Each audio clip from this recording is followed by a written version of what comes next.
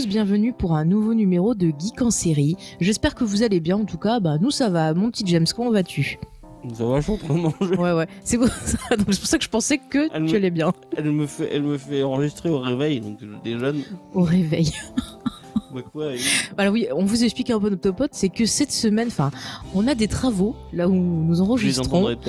Peut-être vous les entendrez en fond, on s'en excuse, mais en fait on a essayé pendant plein de jours de trouver un moment pour enregistrer, et là on se dit c'est calme, on va enregistrer aujourd'hui, et pile quand on y va, il commence à refaire du bruit. Donc il y a des gens qui refont les sols dans le couloir. C'est magnifique, c'est magnifique. Bon, en tout cas, on espère que quand même vous pourrez profiter de l'émission qui s'annonce, j'espère, sympathique. En tout cas, c'est sur une série que nous apprécions beaucoup et qu'on avait envie de partager avec vous. James, tu veux rajouter quelque chose ? Non, rien. Non. Je mange mon cookie. Oui. Ouais. Peut-être ne survivra-t-il pas à cette émission. Peut-être que je les ai empoisonnés, mais ils sont faits maison, c'est beau. C'est pour nous apporter un peu de réconfort, car on va parler d'une série qui fait rire, mais qui fait aussi pleurer. Et oui, car nous allons parler de la série Scrubs, qui est quand même une série médicale qu'on adore. Peut-être, mais peut-être ont-ils juste lancé, tu vois, l'épisode sans regarder. En tout cas, avant de commencer, on va partir avec les quelques... Oui, je peux ça petite news, petite point, comme vous voulez, les trucs qu'on fait en début d'émission. Donc déjà, on a des remerciements comme d'habitude à faire, parce que vous savez, on est super content quand vous nous laissez des commentaires. Donc remercie Lib, Frozen, Simon, Dominuitre et Abbé Samuel pour leurs commentaires et également pour leurs propositions de séries.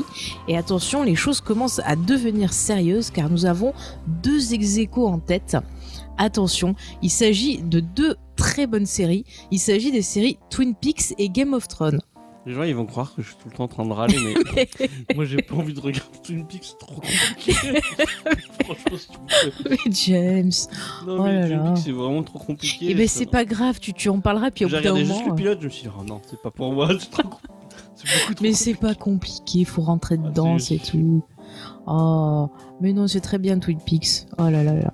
Moi, en tout cas, les 2 me conviennent. Je serais très content d'en parler. Moi, je suis toujours contente de parler de séries, même des séries que j'aime pas. Je m'en fous, j'en parle. Même la nouvelle saison de Twin Peaks. Alors, j'ai pas encore fini de la regarder parce que c'est vrai que il faut de la concentration, on va dire, pour la regarder. Mais j'avoue qu'en termes de technique, je suis toujours un peu ébahi par ce que peut faire David Lynch. On invitera Romain de Comedy Discovery et sa femme qui sont très très fans. On verra. Mais j'avais autre chose en tête, peut-être des auditeurs pourraient participer à cette émission, ça c'est mon but. Si vous avez envie de participer à l'émission des auditeurs, allez-y. Si vous avez un bon micro. Ah oui, si on vous entend pas, ça va être un peu compliqué, ça c'est sûr. Non mais en tout cas, on est content, continue à faire plein de propositions. Et puis comme vous le savez, la série qui aura été le plus demandée, on la traitera dans la fameuse émission des auditeurs. On a le droit de tricher ou pas du tout ? C'est-à-dire, James, tu veux inventer des faux comptes pour dire que... Qu'est-ce qu'il va nous proposer comme série, j'ai peur. On va se faire... ça va être les prochains Balkany du podcast. Moi, je veux bien avoir ce nom, le Balkany du podcast. Ah non, pas moi, j'ai pas envie du tout. Alors là... J'ai un témoin qui peut affirme que nous avons oui, c'est moi, Faye. Je suis témoin. Non, on va se calmer. Bon, on va commencer à faire les guignols là, parce qu'on est mal barrés sinon. Est-ce que tu avais d'autres choses ? Ah oui, on avait autre chose à vous annoncer, les amis. Et oui, maintenant, vous pouvez retrouver Geek en série ainsi que nos autres émissions James et Faye Productions. Je sais pas comment on peut appeler ça, le James et Faye Univers. Je sais pas, il y a plein de gens que.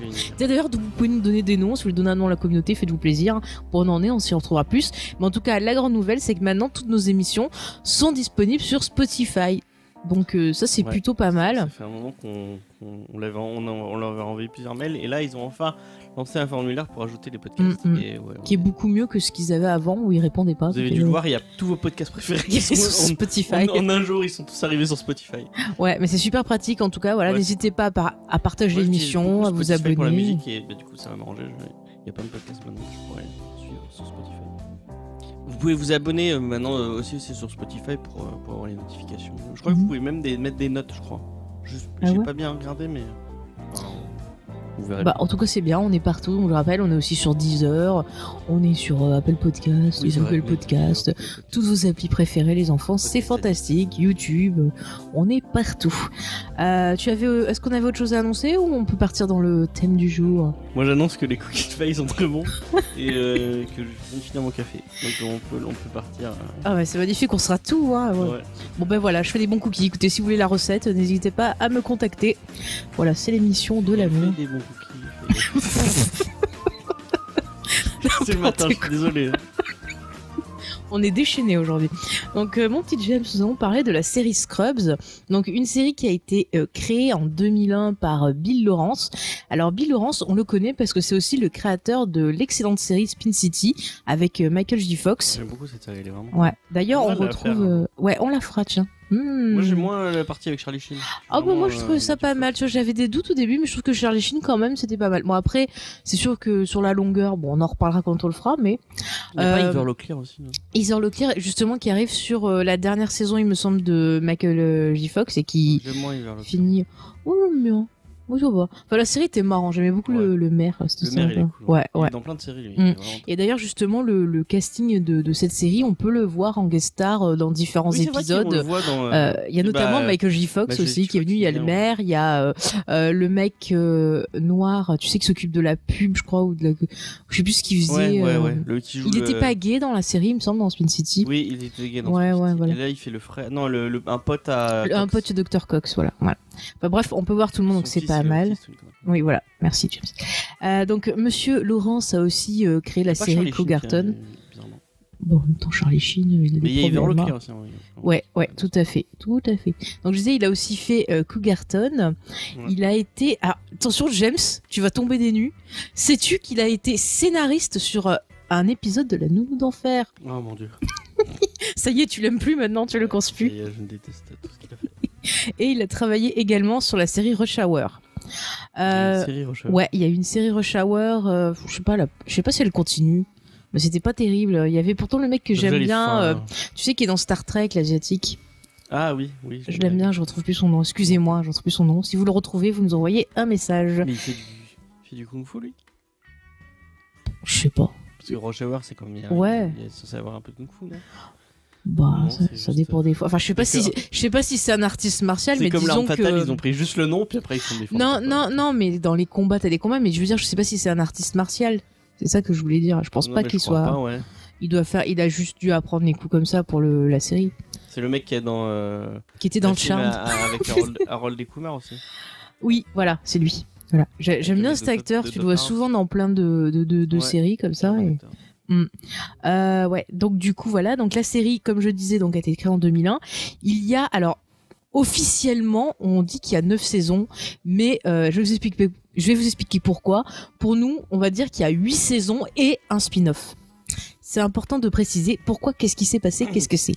Alors en fait, sachez que en 2008 déjà, la série est passée de NBC à ABC.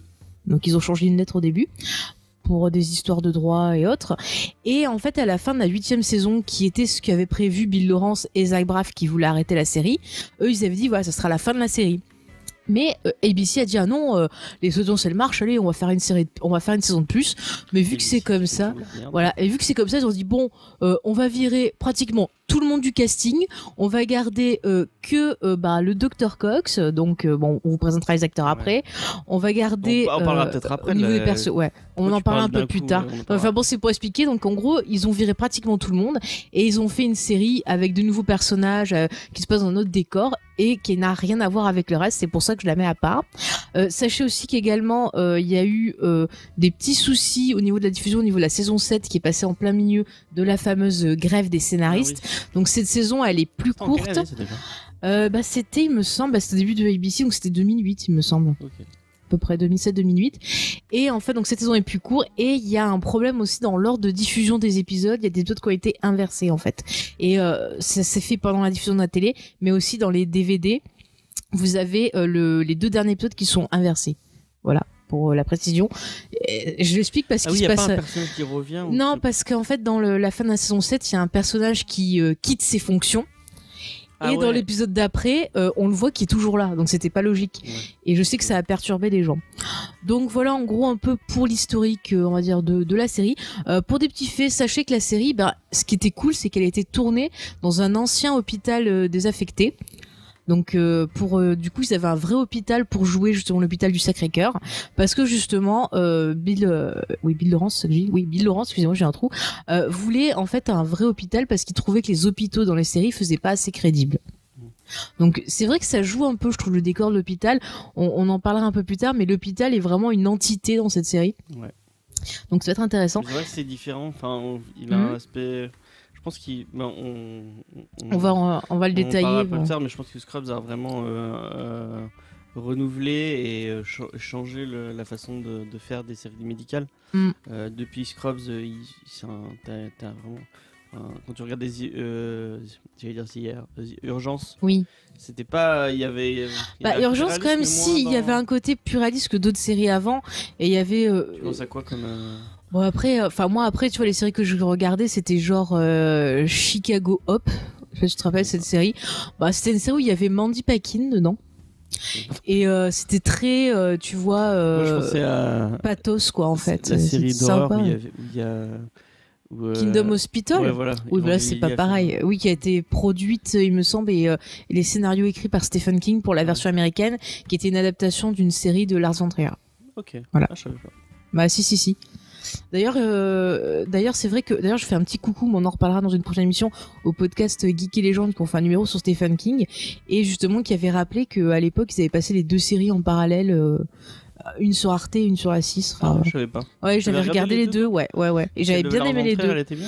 Les deux étaient très bien. C'est pas du tout le même style, la même façon de filmer, mais les deux étaient très bien. On en reparlera quand on fera Stephen King. Avec plaisir. Voilà. Et un dernier petit fait sympathique, j'ai envie de le dire. Sachez qu'en fait, le nom de l'hôpital Sacré-Cœur, parce que je trouvais des petites infos. En fait, c'est le nom de l'école où est allée en fait la femme de Bill Lawrence, qui joue dans la série et qu'on va présenter dans quelques instants. Oui, c'est vrai que sa femme, c'est vrai. Ouais, voilà. Alors, mon petit James, si je te dis Scrubs, quel est le premier personnage qui te vient à l'esprit? Bon, tu me l'as dit tout à l'heure. Bon, tu diras ça, donc je vais dire ça. Non, j'ai jamais dit tu diras ça. Je te dis un exemple. Le personnage le plus marquant quand même de la série, c'est JD. Ouais. C'est lui le personnage principal. Donc. En effet. Alors, il est interprété par Zach Braff, qui est réalisateur également. Vous savez que moi, j'adore beaucoup Garden State. J'avais fait une vidéo sur notre chaîne à l'époque. Bon, elle est vieille. C'est un très bon acteur. Ouais, il a fait Wish I Was Here, que j'aime beaucoup aussi. Film, si, j'ai commencé à le voir, Braquage à l'ancienne. Alors, il est drôle, sympathique, mais c'est clairement en dessous des deux premiers quand même. Dernièrement, il avait... Ouais, voilà.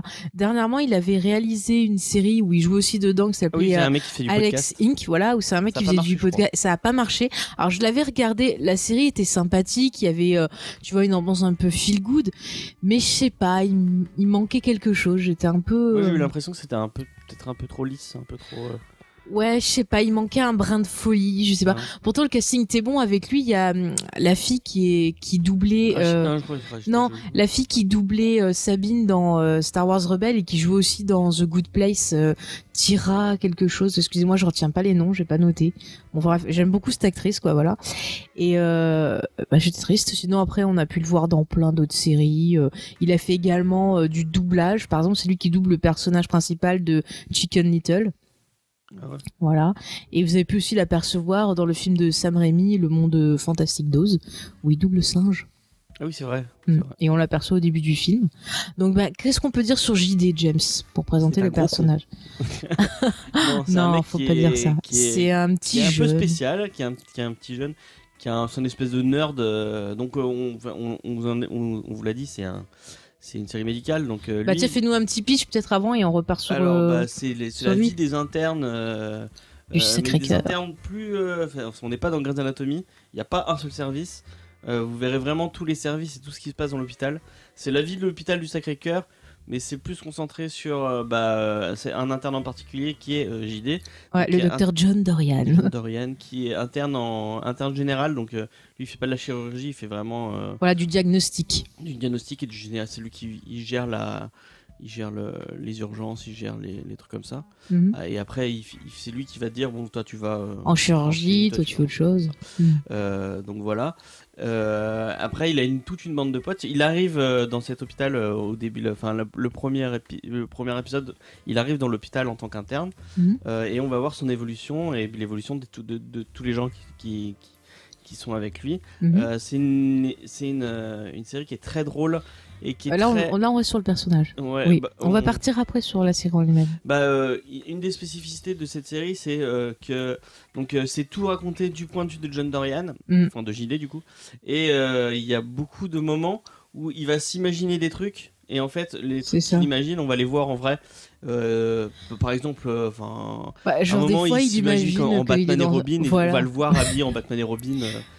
Non, il s'imagine en Batman et il imagine Turk en Batman et lui en Alfred. Il fait mais pourquoi je suis toujours Alfred? Non, mais genre à un moment il s'imagine aussi l'hôpital comme dans Star Wars. Tu vois, il a du goût.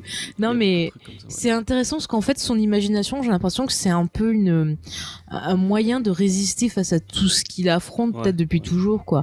Après, tu le disais, c'est un personnage qui est très égoïste. Et pourtant, on s'attache à lui quand même, quoi. C'est un gros con. C'est pas que c'est un con, c'est qu'il est très gamin. Il est très gamin, il est très égoïste. Il pense qu'à lui, en fait. C'est un personnage qui est très attachant, mais si on regarde bien, c'est pas quelqu'un de très... Oui, il a des défauts, il a énormément de défauts. C'est ça qui est intéressant, c'est que tous les personnages ont des défauts. C'est pour ça qu'ils sont attachants. Il y a vraiment une galerie de personnages qui est vraiment très intéressante. Ouais, on va les présenter. Ils ont tous leur petit truc qui est intéressant. Et je pense que c'est vraiment ce qui fait l'intérêt des séries avec Bill Lawrence, c'est qu'il arrive à chaque fois, dans Cougarton c'était la même chose, même dans Spin City, il arrive à créer des personnages qui sont très humains avec beaucoup d'aspérités, beaucoup de nuances et tout. Ouais, et du coup on s'attache très vite à ces personnages. C'est clair. On va un peu présenter les autres parce que c'est quand même important de présenter les personnages parce que c'est un peu le cœur de la série. Okay. Moi le deuxième que je citerai, on peut pas parler de JD. Non, on peut pas parler de JD sans d'abord parler de son nounours en chocolat. Le grand, le Dr Turk, qui est interprété par Donald Faison. Voilà, que vous avez pu voir dans pas mal de séries.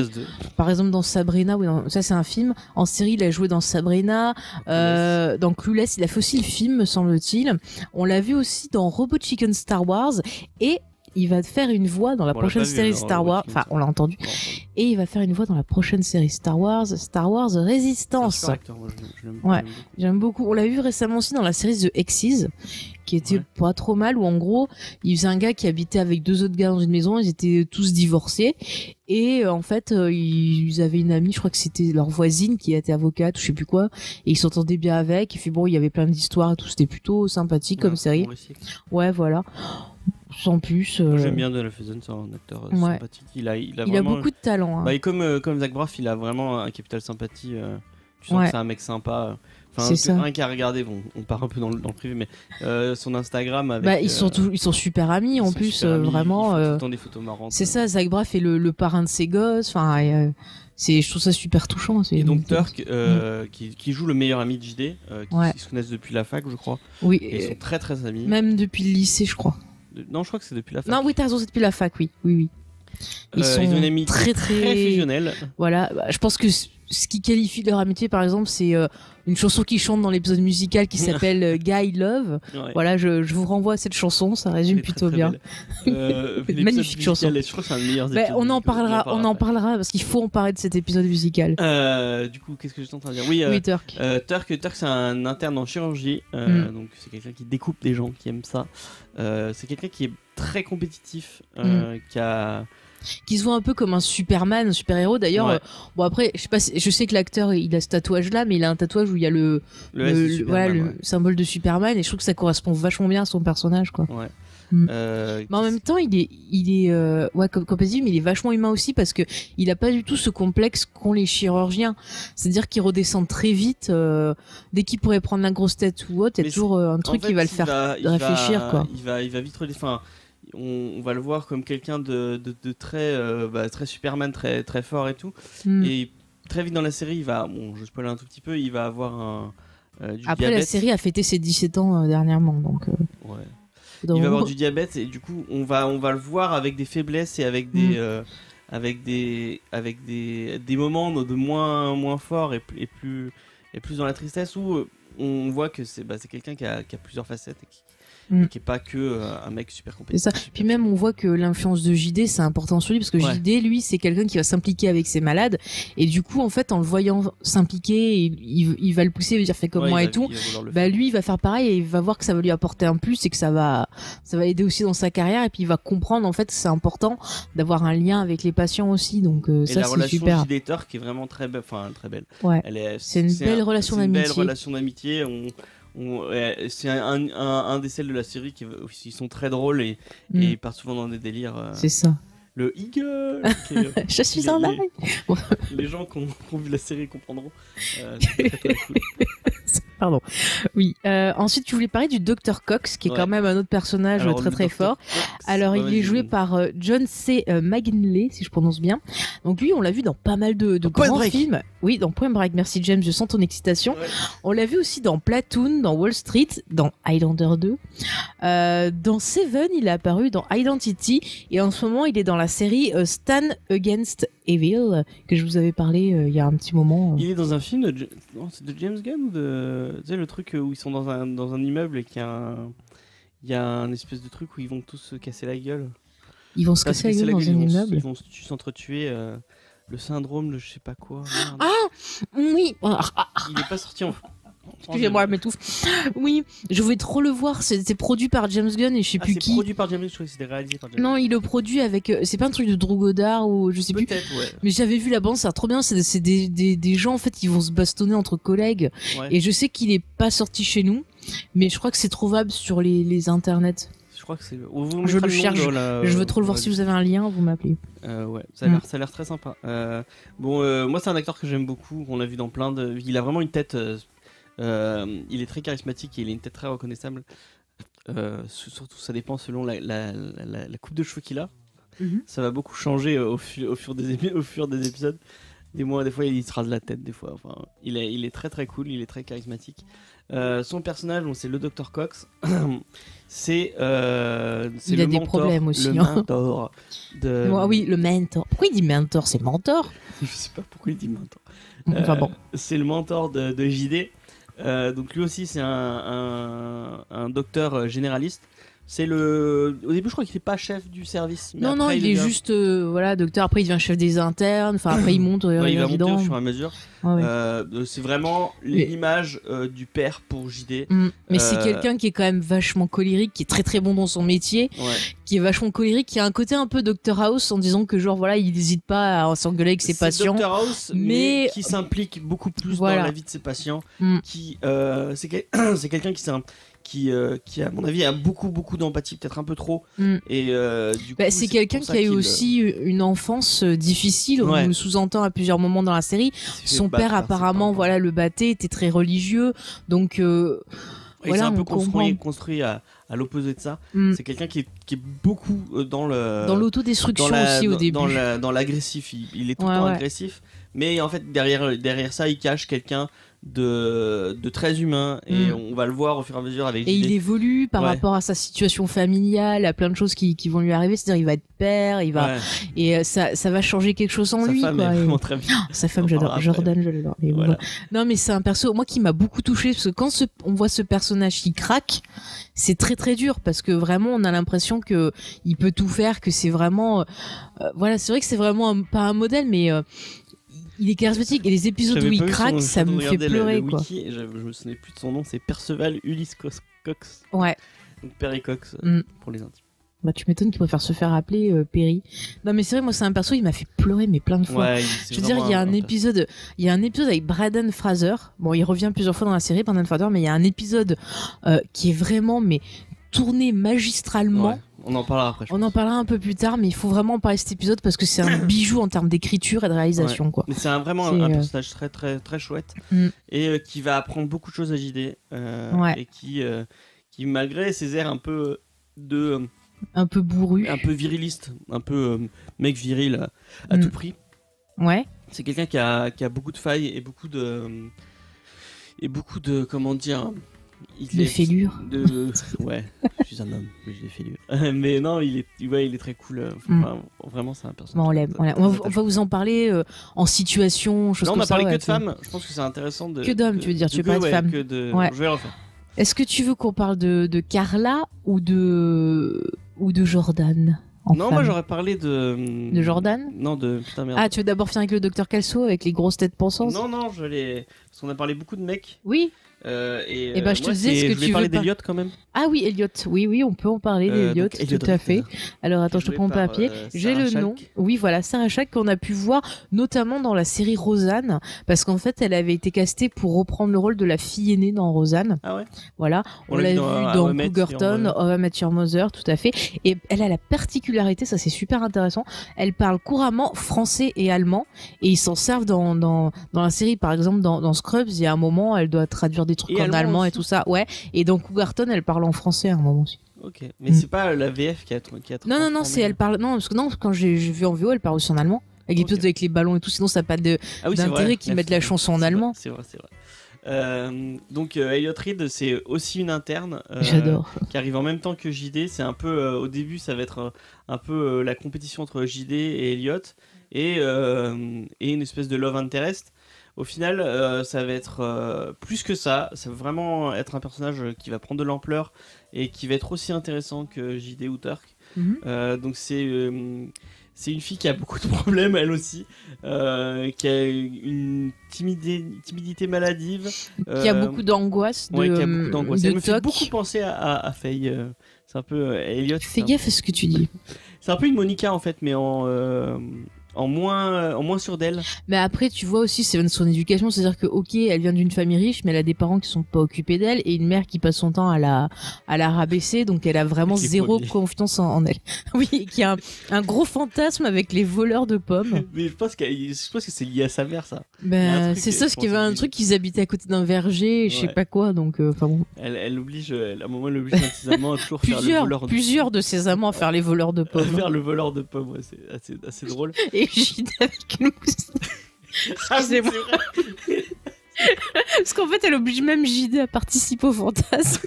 Et il parle avec un accent. Si, y allez-vous, il a volé les pommes. C'est n'importe quoi. Il est très drôle cet épisode. Mais vraiment, cette série met des barres de rire. En fait, plus tu me fais penser à des trucs, plus ça me fait des machins qui font rire. Donc ouais, mais Sarah Chalke, une super actrice. Ouais. Je trouve qu'elle arrive elle a vraiment une nuance dans son jeu. Elle arrive à faire plein de trucs. Et l'autre, c'est peut-être un personnage que vous n'allez pas apprécier au début, mais qu'au fur et à mesure, on l'apprécie vraiment beaucoup. Elle a une superbe évolution. C'est clair, elle est super maladroite au début, puis elle s'affirme au fur et à mesure de la série. C'est cool, quoi, franchement. C'est une série qui peut-être au début, bon, j'allais dire un poil sexiste, qui met peut-être plus en avant ses personnages masculins. Alors, juste je précise, parce que j'ai une anecdote par rapport à ça. Pour créer la série, en fait, il a créé la série parce qu'il discutait avec 3 potes à lui qui étaient médecins et qui leur racontaient en fait leurs années d'internat. Et justement, parmi ces 3 médecins, il y avait aussi donc une fille. Et en fait, si tu veux, les personnages de JD, donc Elliot et Turk, sont inspirés de ces 3 docteurs-là qui sont devenus consultants sur la série.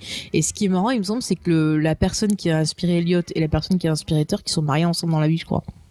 Elliot et Turk. Ouais. C'est marrant. Ouais, c'est ce que j'ai compris. Mais du coup, ouais, le milieu hospitalier, c'est un milieu qui est quand même assez sexiste.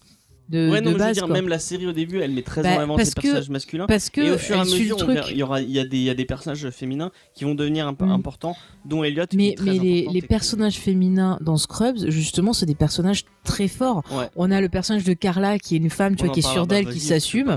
Ouais, on va parler d'elle déjà. Et puis Jordan aussi, on va en parler. Jordan, excuse-moi, on va en parler aussi. Oui, mais je disais en français, c'est pour ça. Donc, Carla, j'en parle vite fait parce que j'aime beaucoup l'actrice aussi. Ouais. Donc, je vous dis son nom.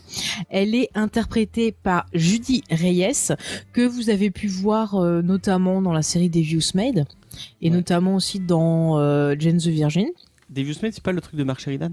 Si, c'est ça. Voilà. Le mec qui a fait des soirées très Donc Carla, c'est une infirmière, c'est la chef des infirmières, me semble-t-il, d'ailleurs, et c'est une femme. Pas au début. Hein. Si. Dès le début, elle est chef des infirmières. Il me semble, ouais. Okay. Et en tout cas, c'est une femme donc d'origine latine. Enfin, elle est de Porto Rico, voilà. Et du coup, c'est quelqu'un de très très fort, qui a un caractère très très fort, qui se laisse pas marcher sur les pieds, qui est là depuis un moment dans l'hôpital. Ouais. Au début, elle va prendre un peu sous son aile les nouveaux arrivants. Et donc du coup, elle a l'habitude en fait de ce milieu-là et elle se laisse pas faire par les médecins. Elle donne des conseils et voilà. Elle est obligée d'avoir ce côté très sûr d'elle et très autoritaire, sinon elle se fait marcher dessus par les médecins et du coup la relation infirmière-médecin est un peu compliquée et elle arrive à passer outre ce côté médecin-infirmière en étant très compétente et très autoritaire. C'est ça. En plus, elle a un côté un peu maman. Ouais, c'est la maman du groupe, quoi. On voit, elle va le faire avec tous les internes au fur et à mesure. Quand les internes arrivent, elle va les prendre sous son aile, elle va les aider. T'inquiète pas, tu vas apprendre, je vais te montrer. On voit vraiment. Après, on n'en a pas encore parlé, mais l'aspect médical de la série est très intéressant et je pense qu'il est très vrai. Et on en a discuté avec des médecins qui disaient que c'était le. Ouais, on a vu la chance de faire du covoiturage avec des internes, justement. Je crois que c'était des résidents. Non, ils avaient déjà. Bref, avec des personnes du corps médical, et on parlait de série médicale. Et j'en ai parlé plusieurs fois, même avec des aides-soignantes et des infirmières qui me disaient que c'était c'était la série qui était le plus juste en termes de ressenti, de situation. Et du coup, moi, j'étais super étonnée, tu vois, parce que je pensais qu'ils allaient me sortir d'autres séries un peu plus sérieuses. Et en fait, qui sortent cette série-là, je trouve que c'est. Et on sent vraiment que l'internat, c'est un moment compliqué à passer. Ouais. Et puis même le système médical lui-même, surtout le système médical aux États-Unis, c'est. Tu vois là, en termes de ressenti de système médical, dernièrement, j'ai découvert la série The Resident, qui est très sombre, qui est très cynique, et qui te montre un peu la saloperie que c'est. Ça te rappelle un peu Scrubs ou pas du tout ? Bah, ça me rappelle Scrubs au niveau en fait de à quel point, tu vois, ce côté-là, c'est très dur. Genre justement les patients qui n'ont pas l'argent. Les gens qui abusent de la crédibilité des gens, enfin il y a des choses très dures. Moi je vous conseille cette série qui est vraiment très très bien, qui a commencé sa saison 2 il y a 2 semaines à peu près, donc voilà quoi. Mais en tout cas du coup le personnage de Carla va prendre sous son aile les internes et va les aider à évoluer et à devenir de vrais bons médecins. Et c'est un personnage très attachant, très cool. Avec des origines latines, c'est bien parce qu'il y a c'est une série il y a beaucoup de diversité, et d'ailleurs ils n'hésitent pas à en parler aussi. Il y a beaucoup d'épisodes où ils vont parler justement de racisme. Il y a un épisode sur Turk qui est très intéressant où en fait il se dit moi je veux qu'on me reconnaisse parce que je suis un bon chirurgien et pas parce que je suis un chirurgien noir. Oui, bah il y a un moment où en fait on va leur demander d'être pris en photo pour des pubs pour l'hôpital, et en fait on va mettre en avant que Turk quoi. Enfin, il y a plein de choses comme ça sur le racisme. Enfin, il y a vraiment beaucoup de sujets. On voit le frère de Carla qui lui a voulu garder ses racines portoricaines, et qui parle que espagnol, et on les entend parler espagnol et tout. Enfin, c'est une série qui met en avant sa diversité. Ça, c'est très très cool. Bill Lawrence est vraiment très forte pour ce genre de trucs. Même dans Cougarton, il y avait un peu ce côté-là. Il y a peut-être moins de diversité, mais c'est après il y a peut-être un perso qui est un peu, tu vois, genre le Todd, c'est un peu en fait le Todd, j'ai l'impression que c'est genre un peu le truc qui cristallise tout ce qu'il y a de gag, en fait. Je pense, c'est un peu pour cristalliser peut-être le côté cliché qu'on donne à certains médecins qui sont à fond sur le cul et compagnie, qui hésitent pas à harceler les gens et tout. Mais c'est vrai que là où, enfin, le perso peut être un peu, tu vois, problématique. J'ai vu des gens que ça gênait, mais moi je trouve qu'au final, le fait qu'on nous montre que ce perso est rejeté à chaque fois, qu'on se fout de sa gueule, qu'il est pas pris au sérieux parce qu'il est comme ça, bah quelque part c'est un peu pointé du doigt que genre ça c'est pas bien, ça doit pas être ça la médecine. Donc il y a un personnage qui s'appelle, je recontextualise pour les gens, qui s'appelle Todd, qui est un interne en chirurgie et qui est très axé cul. Et qui porte un slip banane, c'est très important. Qui est très très sexiste, c'est un personnage très très très sexiste, mais qui est tout le temps remis en... Enfin, toutes ses blagues sont contrecarrées après, donc ça reste... Enfin, je veux dire, c'est pas sexiste. Il y a un côté sexiste, mais elle est moins mis en avant. Je sais pas si vous comprenez ce que je veux dire. Donc, et après, on comprend au fur et à mesure de la série, enfin, ils essaient de dédramatiser ça en montrant qu'il est bisexuel, qu'il n'est pas que sexiste. Enfin, mais en fait c'est peut-être dire que ce personnage là c'est peut-être parce que justement il est paumé ou qu'il se sent pas bien et que du coup il fait ça aussi. C'est peut-être un moyen de se dire ça quoi. Je pense que ça c'est un truc dans ce genre de milieu, le médical, à mon avis il doit y avoir beaucoup de gens comme ça qui sont très qui utilisent des médecins qui utilisent des infirmières pour comme on l'a vu dans Grey's Anatomy et à mon avis c'est quelque chose qui est courant. Donc à mon avis c'est le personnage tu disais qui cristallisait un peu le sexisme. Je pense que c'est ça, et je trouve que c'est assez cool de la part de Bill Lawrence de vouloir en faire un gag en fait au final. Il est pas très important, il est là juste pour dédramatiser certains moments et pour montrer que le sexisme c'est pas bien, parce qu'au final le personnage n'est pas du tout mis en avant comme quelqu'un de positif. Par contre, moi, il y a un personnage dont on n'a pas parlé encore, mais moi, je pense qu'il est tout aussi important. Il y en a deux qu'il faut qu'on en parle plus, Jordan, mais je voulais finir avec les femmes, et après, on fait après, il nous reste le docteur Kelso et le plus important, Ah, je pense que j'allais le parler génitor. Le génitor, enfin le concierge. Enfin, le concierge, mais c'est Joué par Neil. Bah attends, on finit d'abord juste les persos féminins. Ouais, si tu veux, vas-y. Donc on voulait finir avec donc la femme du Dr Cox, qui est donc jouée par Krista Miller. Oui, c'est ça. Qui est en fait la femme de Bill Lawrence. Donc j'adore ce personnage, elle est complètement barrée. En fait, elle est tout aussi barrée que le Dr Cox, ils se sont tellement bien trouvés tous les deux. C'est un truc de fou, quoi. Leur relation est un peu... Elle est bizarre, quoi. Elle est très bizarre. Elle est bizarre, mais ça fonctionne, en fait. Ils se détestent, en fait.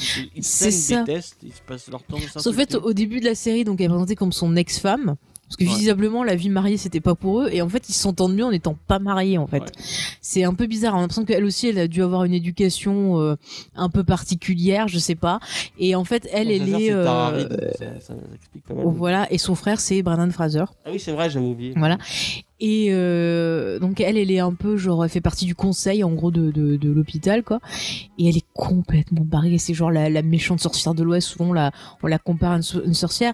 Et c'est pareil, au début elle a un côté très dur et tout. Puis au fur et à mesure de la série, elle aussi, on voit que sa relation avec le Dr Cox, le fait d'être mère, enfin le contact même avec cette petite bande de jeunes, et ça va l'adoucir un peu, la changer en quelque sorte, quoi. Mais il y a des fois, elle fait vraiment des coups de pute. L'adoucir, je sais pas. Mais... En tout cas, la fin de première saison, elle y va fort. Hein. Ah oui, c'est vrai. On va c'est un personnage très marrant. Ouais, il est vraiment cool. Mais je l'aime bien aussi, tu vois. C'est un truc de... Mais c'est pareil, c'est un perso féminin qui est très fort aussi, qui se laisse pas imposer les choses, quoi.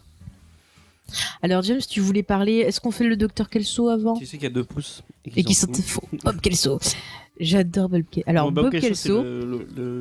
Le chef de l'hôpital. Et alors, il est joué par Ken Jenkins, qu'on a vu, on a aperçu dans Abyss, dans 60 secondes chrono, dans Star Trek Next Generation, dans Dallas, et aussi dans la mini-série Le Fléau, et également dans Slider. Et dans Cougarton, qui a un rôle super dans Cougarton, il m'a fait pleurer. Voilà. C'est un super acteur. Et qui joue un connard suffisant. On croit que c'est un connard, on croit que c'est un connard, mais en fait il a ce rôle parce que c'est important que quelqu'un ait ce rôle de connard. Voilà, parce que c'est le chef de l'hôpital et qui doit jongler entre son désir de faire la médecine et le fait qu'il doit faire tourner un hôpital, et que pour faire tourner un hôpital, il faut de l'argent. Donc ça implique des fois de faire des actes et des choix qui peuvent paraître injustes, mais qui sur le final peuvent sauver des vies, quoi. Enfin, et c'est vrai qu'au début on pense que c'est vraiment un connard, comme tu le dis, James. On a l'impression que le mec, en fait, genre souvent on dit mais le Dr Cox, dès qu'il sort de l'hôpital, il se met à siffloter, il s'en fout. Alors qu'en fait on se rend compte que c'est pas vrai, quoi. Oui, pardon, le Dr Kelso. Alors qu'en fait on se rend compte que c'est pas vrai, mais seulement il est obligé de le cacher, quoi. Il a une famille un peu particulière, notamment son fils. Ah là aussi, tu vois, c'est intéressant parce qu'on apprend que son fils est gay. Mais il a justement, ça, je trouve ça cool parce qu'il y a plein de fois. Au début, il râle sur ça, mais en fait, il aime son fils. Et... Ouais. Non, mais c'est pas qu'il râle sur ça, c'est qu'il râle sur le fait qu'il a tout le temps des petits amis différents, qu'il veut faire plein de choses et tout. Mais on voit que c'est quelqu'un qui aime son fils et qui le soutient, et ça, je trouve ça cool, quoi. Et il a une femme aussi. Spéciale. On la voit jamais d'ailleurs. On la voit jamais, mais apparemment, il la drogue, il essaye de la buter. Enfin, au début, il a un chien qu'il adore, son chien. Il aime plus son chien que sa femme, quoi. Le fameux Baxter. Et il a son chien tête, j'allais dire, mais il est avocat. Oui, voilà, il faut, Kelso, on peut pas le dissocier de Ted, qui est l'avocat de l'hôpital, qui en gros, le pauvre, c'est le gars qui se fait marcher dessus, c'est le pauvre gars, quoi. Enfin, c'est un loser magnifique. C'est clair. Qui a un groupe dans la vraie vie, il a vraiment. Et c'est son vrai groupe, son vrai groupe qu'on voit dans la série. Et en fait, il fait de la musique a cappella. Donc au début, il chante des pubs, après il chante des génériques de séries. Donc c'est cool, on a plein de on a plein de musique comme ça, c'est très bien. Cool. Mais la musique est très très importante dans Scrubs. On va en parler là parce que ce serait bien qu'on avance un peu, sinon. On va faire le dernier personnage quand même, ce serait dommage. Après, il y a plein d'autres personnages secondaires. Il y a plein de personnages secondaires, mais le concierge, on ne peut pas ne pas le citer parce que c'est le concierge, quoi. C'est tout. Qui est joué par Neil Flynn, que vous avez pu voir dans des films comme Le Fugitif, La Momie, Docteur machin. Voilà, Dr Kimmel, dans Lolita malgré moi, et aussi dans Indiana Jones 4, et qui a été dans la série La The Middle. Ouais, c'est un personnage principal de The Middle. Par contre, il a pas eu de chance. Ses 2 voix VF sont mortes. Ah ouais, les deux sont morts. Ouais, il y en a une qui est morte pendant la série J'aime pas Scrubs. la deuxième, elle est, on parlera après la VF. elle est morte aussi. Enfin, il est mort aussi. Non, j'aimais pas j'aimais que le premier. Le premier était mais en tout cas, c'est un perso énigmatique. On sait pas d'où il vient. On sait pas qu'est-ce qu'il veut. D'ailleurs, au début de la série, il était prévu que le perso ne soit visible que par JD, et en fait si la série s'était finie à la fin de la première saison, on aurait appris que c'était que JD qui le voyait et que c'était un truc de son esprit en fait. Ouais, t'es marrant. Donc le fameux concierge. On a été coupé et... Bon, le fameux concierge, on ne sait pas qui il est, d'où il vient, quel est son but dans la vie.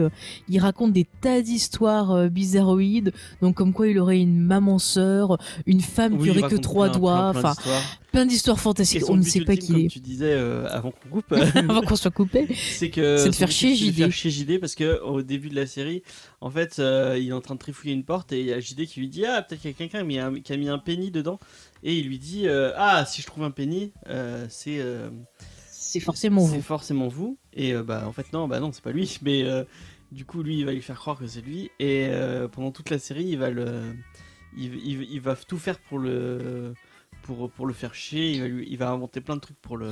À un moment, il lui fait un regard noir avec une super musique angoissante derrière. Cette scène est magique. Il veut lui faire le rêve, le fantasme de Faye, donner des laxatifs à quelqu'un.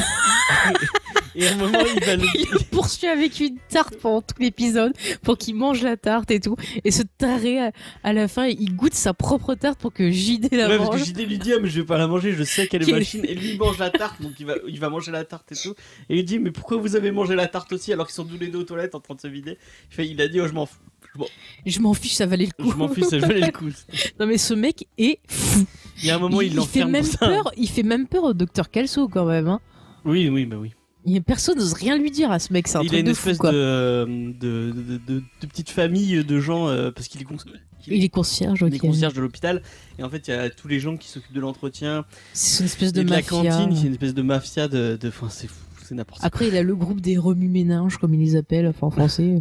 À un moment il a un journal où il dit des conneries. Oui.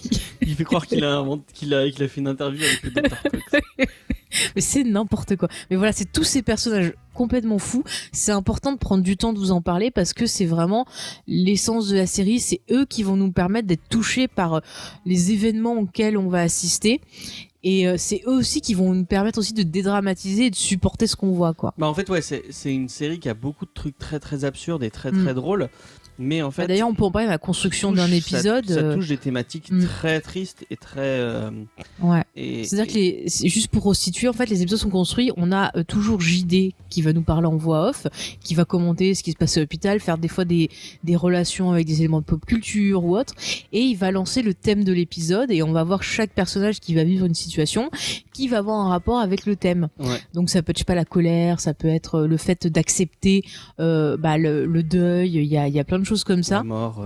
Voilà, le fait d'accepter qu'on peut pas sauver tout le monde. Ça lié au thème médical, quoi, au final. Oui, au thème de l'hôpital et aussi au thème de la vie en elle-même, différentes choses que tu dois affronter dans ta vie. Donc c'est construit comme ça. Et on va avoir des scènes d'humour qui vont être très absurdes, qui vont être amenées justement par les pensées de JD. C'est-à-dire qu'on va lui dire quelque chose, il va avoir un mouvement de tête sur le côté, les yeux qui partent vers le haut, et là on va rentrer dans son esprit et on va voir des choses dans sa tête. Il y a des fois, par exemple, il y a tout un épisode où il va imaginer que la vie est comme un sitcom avec des choses qui se règlent facilement, des choses comme ça, pour pas affronter en fait le fait qu'une personne qu'il admire se trouve dans une situation de fin de vie, de choses comme ça. Enfin, il y a plein de trucs comme ça, quoi. Il y a plein de relations. En fait, le système américain de santé est vraiment très dur. Et très dur. C'est ça, si on n'a pas d'argent, on peut pas se faire soigner. Il y a plein de relations par rapport à ça. C'est ça, et on voit souvent le Dr Cox qui hésite pas à mettre sa carrière en jeu pendant que James s'amuse avec la mascotte de l'émission Tigrou qui essaie de voler le matériel. C'est l'émission magnifique. Il attrape le fils, ce connard. Ne dis pas des gros mots, s'il te plaît. Voilà, bon, bref, non, mais on voit que c'est dur si t'as pas d'argent et tout. Et comme je disais, le Dr Cox, il n'hésite pas des fois, par exemple, à utiliser un mort qui va avoir une bonne assurance pour soigner un autre patient, par exemple. Et à faire des magouilles, à faire des choses comme ça pour pouvoir soigner les patients, parce que lui, il fait passer le patient avant tout, quoi. Kelso qui devrait interdire ça, au contraire, le laisse faire sciemment. Ouais, il le sait, mais il ferme les yeux, quoi. Il ferme les yeux parce qu'il sait qu'on peut pas faire autrement, quoi. C'est ça, c'est triste. Et puis on voit tous les jours, c'est des humains qui se retrouvent face à des situations dures avec des enfants malades, des personnes âgées sympathiques qui meurent. Voilà, Monsieur Poivron aussi. Voilà. Mais d'ailleurs, il y a une épisode très intéressant où justement il y a le frère de JD aussi qui est un autre personnage récurrent qui revient, qui au départ, JD a une opinion assez négative de son frère, il le voit comme un raté et tout, mais on s'aperçoit que son frère, même s'il a des problèmes, il essaye de s'en sortir et il a un regard sur son frère et il voit que son frère, il arrive un moment où il devient un peu désabusé par son métier et que les personnes âgées un peu séniles, il les traite mal. Et du coup, il n'hésite pas à aller voir le Dr Cox en disant non, il faut mon frère il est pas comme ça, il faut que vous l'aidiez et tout, quoi. Le Dr Cox qui dépeint, qui est très très cynique, le Dr Cox est très cynique et ça dépeint un peu trop sur JD et son frère arrive en lui disant regardez vous savez comment est mon frère, c'est pas possible, mon frère, quoi. vous êtes très important, vous êtes son mentor et vous êtes en train de trop dépeindre sur lui, il faut que vous ayez une étude un peu plus positive, sinon il va sombrer. Et c'est ça va faire ouvrir les yeux au Dr Cox qui va devenir plus positif grâce à ce frère. Parce que JD au début c'est un peu, j'allais dire blanche. D'ailleurs, Carla l'appelle Bambi parce que c'est quelqu'un qui est toujours un peu dans le merveilleux, qui pense que tout va s'arranger. Et en fait, au fur et à mesure, il voit qu'il y a des fois, c'est pas possible, quoi. Et justement, le frère de Jordan, c'est un super bon exemple parce que en fait, c'est quelqu'un qui est très sympathique. C'est d'ailleurs le meilleur rôle de Brendan Fraser. Je pense que James est d'accord avec moi, même si là il regarde autre chose. Excusez-moi. Moi je disais, c'est le meilleur rôle de Brendan Fraser. Ouais, je déteste Brendan Fraser, mais là je l'adore. Là il l'adore. Mais voilà, donc c'est un perso attachant. Donc on a JD qui s'attache à lui, on a le Dr Cox qui est très ami avec lui, voilà. Et ce personnage a une leucémie malheureusement. Ouais. Et on a tout l'épisode où en fait JD fait un blocage sur ça. Et en fait il essaie de refaire tout le parcours et tout parce qu'il espère qu'il y a eu quelque part une erreur et que c'est pas possible. Et malheureusement, il a une leucémie. Et à la fin de l'épisode, quand même, ça s'arrange. Et arrive un autre épisode qu'on voulait vous parler. Alors, je sais que ça spoil un peu, mais dans cette série, c'est pas grave si on vous dit, parce que même si on vous dit, vous allez le ressentir. Bizarre, j'aime beaucoup cet épisode, c'est-à-dire que tout l'épisode. Non, mais je veux dire, ce serait dommage de divulgacher ce. Ouais. Mais je sais pas, bon, alors, regardez, il y a un épisode, c'est dans la saison 2, je crois. Ou une, je sais plus quoi, il revient. Non, c'est dans la saison 1. Non, c'est dans la 2. Saison 2, puisqu'ils ont Jack. Ouais. Bon, dans la saison 2. Donc en fait, ils doivent fêter l'anniversaire de Jack. 3 même, non je suis pas sûre, moi je crois que c'est saison 2. Bon, on s'en fout. Ils doivent fêter l'anniversaire de Jack, donc le fils du Dr Cox. Et le frère de Jordan doit venir. Et voilà, pendant tout l'épisode, on voit des relations avec le Dr Cox qui semble s'éclater avec son ami et tout. Et à la fin, on a un plan, on a une parole de JD et un plan qui, d'un coup, paf, c'est l'explosion. On se rend compte que tout ce qu'on a vu depuis le début, c'était pas ce qu'on pensait. Et on se retrouve face à une situation dramatique. Et moi, je sais que quand j'ai vu l'épisode, j'ai éclaté en sanglots. Parce que je m'y attendais pas. La première fois qu'on voit l'épisode, on s'y attend pas. Et pareil, et quand je vous disais le Dr Cox, le voir comme ça m'a. Ouais. Et c'est ça qui est fort avec la série. Il y a plusieurs épisodes comme ça où ils arrivent en fait à faire des espèces de mindfucking, on va dire, où tu tombes il joue avec nous, il joue vraiment avec nous, il joue avec les spectateurs. Il y a un autre moment aussi, le Dr Cox, il lui arrive autre chose, et c'est pareil, quoi. C'est un plan sur la tête de l'acteur, quoi, où le mec, mais il dit rien, mais son visage en dit tellement que c'est mais vraiment j'étais cassé en deux. Il y a plein d'épisodes comme ça magnifiques, quoi. C'est fou. Il y a plein de choses où il te parle de la mort en utilisant par exemple la comédie musicale dans la saison 1. Il la personnifie à des moments. Ouais, il la personnifie, genre par exemple la mort carrément qui vient vendre des gâteaux. Ah oui, avec sa fille. Ou quand il joue, oh tu joues trop bien la mort. Enfin, non mais il y a plein de trucs comme ça où en fait genre en même temps la mort est une amie, en même temps c'est une ennemie. Il y a plein de trucs comme ça et on voit à quel point en fait être docteur, je sais pas si tu te souviens de l'épisode c'est dur, quoi. Il a sauvé je sais plus combien de vies. Il faut tout un délire sur le fait qu'il va battre un record. Ouais, qu'il faut que cette journée il y ait personne qui meurt et que voilà, ça arrive pas. Et il dit c'est pas grave d'échouer, on retentera. Il essaie d'apprendre ça. Cette série, c'est des très belles leçons en fait. Et c'est des leçons que même si vous bossez pas dans le milieu médical, c'est des leçons de vie dans aussi, la vie, quoi. Ça va vous permettre de relativiser certaines choses et de vous dire en fait cette série. c'est la vie, quoi. Il faut pas avoir peur de la mort parce que la mort, ça fait partie de la vie malheureusement. Ouais. Et il faut l'accepter. C'est dur, mais c'est comme ça. Et tout ce qu'on peut faire, c'est faire ce qu'on peut faire de mieux pour aider les gens. C'est ça que ça dit en gros. Ouais. Et des fois ça marche, des fois ça marche pas. Voilà. Et en même temps, ils essaient de profiter de la vie. Il faut pas qu'ils se fassent bouffer par leur métier. Ouais. Et il y a un épisode très intéressant justement où il y a un interne qui est présenté comme étant le meilleur, Monsieur Solution à tout et tout. Et puis on voit que finalement à la fin il était pas si bon que ça parce que quand il y a un enfant qui meurt, il peut pas l'accepter. Oui. Et tu te rends compte qu'en fait, être un bon médecin, c'est faire son travail, mais savoir aussi se détacher pour pas se faire bouffer par lui. Et c'est là qu'on retrouve l'hôpital qui est souvent présenté comme une entité. Souvent, on a des plans où on voit l'hôpital comme un monstre, comme quelque chose qui bouffe la vie des patients. Parce que par exemple, on a JD qui dit tiens, je peux pas avoir une vie normale parce que quand je suis avec quelqu'un, je repense à des cas que j'ai eu dans la journée. Dès que je peux avoir quelque chose avec quelqu'un, l'hôpital m'appelle. Enfin, c'est vraiment comme si l'hôpital était quelque chose de démoniaque pour les médecins. Et c'est vrai que dans aucune série médicale, on a eu l'hôpital présenté comme une entité démoniaque, je trouve. Ouais, enfin, oui, peut-être dans Kingdom aussi. Oui, dans Kingdom. Non, mais là, c'était une série d'horreur. Mais ouais, non, mais c'est, ils bouffent leur temps parce que ils font beaucoup de temps là-bas. Il y a vraiment l'hôpital est personnifié. Ouais. C'est un truc de fou. Et il y a même aussi un petit, pas quatrième mur, mais un petit truc où on se moque d'autres séries médicales. Par exemple, il y a un épisode où Dr. Cox va se moquer de Dr. House en disant aux gens, mais voyez bien, la vie c'est pas comme dans un épisode de Dr. House et tout. Et en fait, on retrouve qu'il a un accident, il se met à boiter. Et en fait, un des cas sur lesquels il travaille dans l'épisode, c'est un truc qu'il y a eu dans Dr. House. Donc c'est super drôle et en fait il se moque et tout et enfin c'est super bien fait ou genre des fois par exemple il se moque pas de General Hospital aussi de plein de séries genre de Grey's Anatomy au moment où ils sont là ils font ah ouais je veux trop voir Grey's Anatomy on dirait trop qu'ils comprennent nos vies et tout enfin ils déconnent et c'est après ils se sont retrouvés sur la même chaîne sur la fin ouais. Mais c'était marrant. Et puis on a eu par exemple Sarah Chalk qui est apparue dans un épisode de Grey's Anatomy aussi, qui faisait une mère qui sentait que son petit avait une maladie et tout. C'était après Scott, mais bon voilà quoi. Donc c'est marrant quoi, je trouve.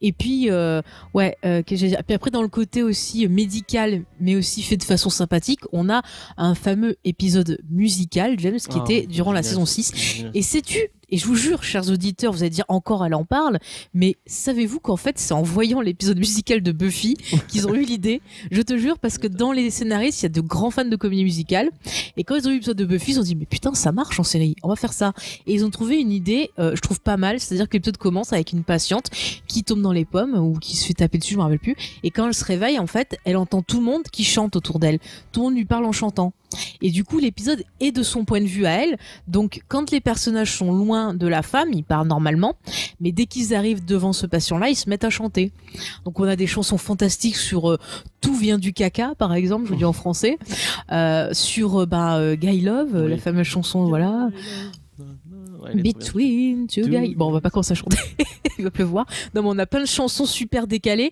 mais qui en même temps vont parler de la vie à l'hôpital, de le fait justement de pas savoir, de pas tout connaître sa femme, le fait d'être justement latino et de ses origines. Enfin, il y a plein de trucs super. Et je trouve que franchement le casting ils font un boulot de fou. D'ailleurs cet épisode, alors on n'a pas parlé, mais c'est vrai que nous on aime beaucoup la VF de Scrubs, qui est quand même bien faite. À part, j'avais le wiki exprès pour ça. À part sur cet épisode musical, qui, comme l'épisode musical de Buffy, a été traduit n'importe comment et chanté n'importe comment. Ah mais il le chantait. Ça a été chanté en français, oui. Et je vous le conseille de le voir en VO celui-là. Après, au niveau de la série en elle-même, vous pouvez très bien voir la VF. Je trouve qu'elle est plutôt. Nous on regarde la VF. Moi je regarde la VF, la VO, peu importe, mais je trouve que les voix des acteurs ils font un boulot génial.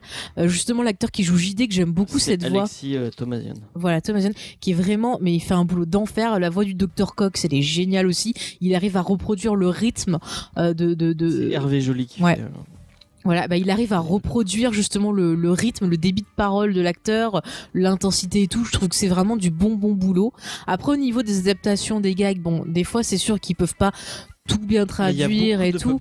Il y a beaucoup de pop culture, de séries que peut-être, de séries que peut-être vous connaissez pas forcément si vous suivez pas certaines séries ou que vous connaissez pas l'histoire de la série, peut-être. Underdog.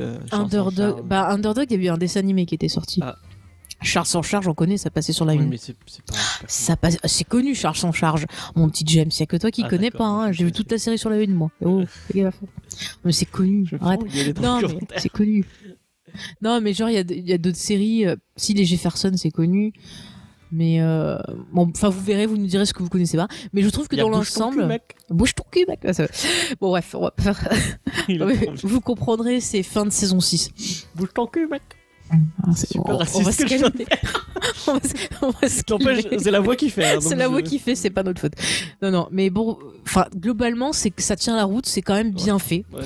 Donc voilà, vous pouvez, si vous aimez pas la VO, vous avez quand même envie de découvrir la série, vous y prendrez tout autant de plaisir qu'avec la VO, ça c'est sûr. De toute façon, on n'a pas parlé de la diffusion française et du coup. Alors, la diffusion française, c'était un bordel sans nom. C'était diffusé très tard. Alors, c'était diffusé très tard sur M6 après Sex and the City le vendredi. Ah ouais.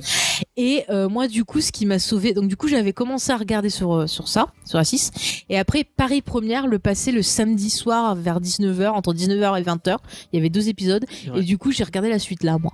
Voilà. Donc ça c'est moi pas je bien. me souviens que je rentrais de soirée et je regardais ça en rentrant de soirée souvent, donc un peu éméché et ça me faisait rire. Et tu sais pourquoi j'adore le Dr Cox aussi? C'est parce qu'il déteste Hugh Jackman. Et il a bien raison. Ah oui, c'est vrai. Enfin, je me sens moins seule. Non. Donc on reprend. Oui. Donc on disait c'est une série qui transcende son univers, son postulat de départ qui est la médecine, qui nous parle justement du passage à l'âge adulte, un peu comme une certaine série dont on ne citera pas le nom parce qu'il paraît qu'on en parle beaucoup.